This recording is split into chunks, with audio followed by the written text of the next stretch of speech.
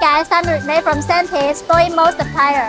Most people don't know that the rice installation. I'm here today. We are going to show you how to install the extrusion blowing mold.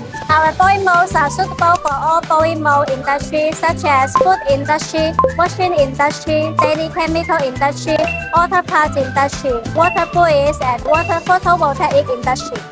First, insert the seal ring into the sealing groove at the bottom of the mold. Next, place the bottom component of the mold into the mold body. Then insert the seal ring into the sealing groove of the threaded insert. After that, install the threaded insert into the bottleneck position.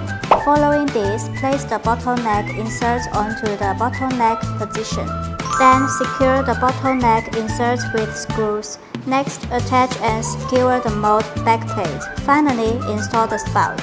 First time use, we should check whether the cut position is damaged. Spraying the mold body with anti-rust agent. Thank you for watching. If you have any questions, please drop us and feedback on www.sbemachine.com. I'm Renee. Have a good day.